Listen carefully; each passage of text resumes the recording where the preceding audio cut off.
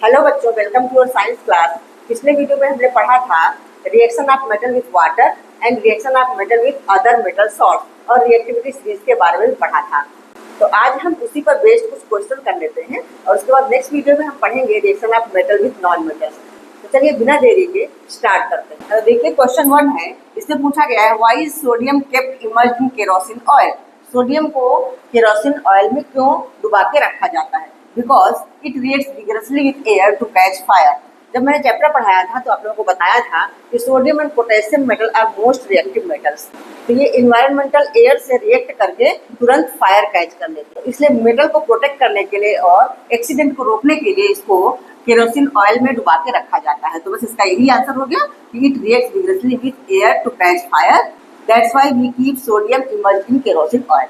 Next question है, write equations for the reactions of number 1 iron with steam और second है calcium and potassium with water. तो चलिए पहले आयरन विथ स्टीम हम देख लेते हैं। When iron reacts with steam, मतलब वाटर जो है स्टीम फॉर्म में होता है तभी आयरन रिएक्ट करता है, और कोल्ड वाटर या हॉट वाटर किसी से भी आयरन रिएक्ट नहीं करता है। तो जब आयरन स्टीम से रिएक्ट करता है तो ये देता है फेरिक ऑक्साइड जो कि सॉलिड होती है और हाइड्रोजन गैस। अभी हमारा ये क्वेश्चन बैलेंस नहीं है, चलिए इसको बैलेंस भी कर लेते हैं। यहाँ पे आयरन के 3 एटम्स हैं तो हम यहाँ पे 3 डाल देते हैं, तो ये आयरन हमारा बैलेंस्ड हो गया। हाँ, ऑक्सीजन यहाँ पर 4 है और यहाँ ऑक्सीजन में सिर्फ 1 दिख रहा है, इसलिए हम यहाँ पे 4 डाल देते हैं। तो ऑक्सीजन तो 4 हो गया, बट हाइड्रोजन यहाँ पे 8 हो गया। तो हाइड्रोजन को बैलेंस करने के लिए यहाँ पे हमें 4 डालना होगा। अभी हमारा बैलेंस्ड इक्वेशन है, ठीक है। तो when iron reacts with steam it gives ferric oxide which is solid and hydrogen gas released. अच्छा, नेक्स्ट है calcium and potassium with water. Calcium water से रिएक्ट करती है तो कैल्शियम हाइड्रोक्साइड बनाती है और हाइड्रोजन गैस रिलीज होती है, और इस रिएक्शन में हीट एनर्जी इतनी ज्यादा नहीं होती है कि मेटल फायर कैच कर ले, ठीक है। मेटल को जब वाटर से रिएक्ट कराते हैं तो पहले मेटल ऑक्साइड बनता है, फिर वो मेटल ऑक्साइड एक्सेस वाटर से रिएक्ट करके मेटल हाइड्रोक्साइड बना देता है। तो कैल्शियम के केस में यही हुआ है, कैल्शियम वाटर के साथ रिएक्ट करके कैल्शियम हाइड्रोक्साइड बनाता है और हाइड्रोजन गैस रिलीज करता है। चलिए अब पोटेशियम देख लेते हैं। Potassium is most reactive metal. तो पोटेशियम कोल्ड वाटर के साथ ही रिएक्ट कर लेती है और पोटेशियम हाइड्रोक्साइड बनाती है जो कि एक्वस सॉल्यूशन में होता है। यहाँ पे ये भी एक्वस सॉल्यूशन में होता है। हाइड्रोजन गैस रिलीज होती है और large amount of heat energy भी रिलीज होती है, ठीक है। तो चलिए हम आगे के क्वेश्चन कर लेते हैं। हाँ बच्चों, नेक्स्ट क्वेश्चन है which gas is produced when dilute hydrochloric acid is added to a reactive metal.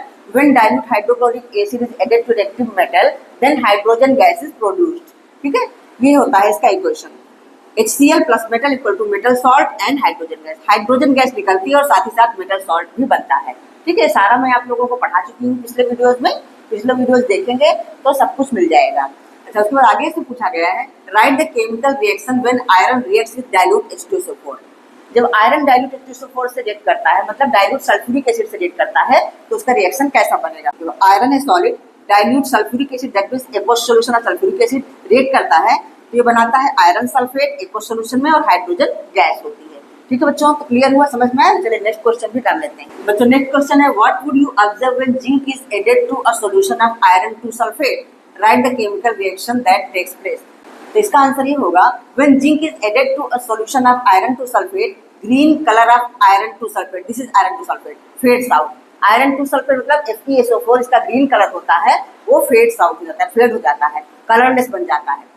The colorless solution of zinc sulfate is formed and iron metal is deposited on zinc। तो ये जो zinc sulphate है colourless होता है और iron metal zinc strip पर deposit हो जाती है, ठीक है। तो जिंक ग्रेन्यूल्स होते हैं जो कि सॉलिड होते हैं, आयरन टू सल्फेट का एक्वस सॉल्यूशन होता है, ये दोनों आपस में रिएक्ट करते हैं तो green colour of this iron two sulphate fades out and colourless solution of zinc sulphate is formed and iron is deposited on zinc. तो ये रिएक्शन ऐसा होता है। तो आई होप आप लोगों को समझ में आया होगा। तो आज ये क्वेश्चंस मैंने करवा दिए हैं। अब नेक्स्ट वीडियो में मैं आगे करवाऊंगी reaction between metals and non metals, ठीक है। तो इस वीडियो के डिस्क्रिप्शन में आपको पिछले वीडियोस के लिंक मिल जाएंगे, इसमें मैंने पूरा चैप्टर अच्छे से समझाया हुआ है। तो आप लोग देखेंगे तो जरूर समझ में आएगा।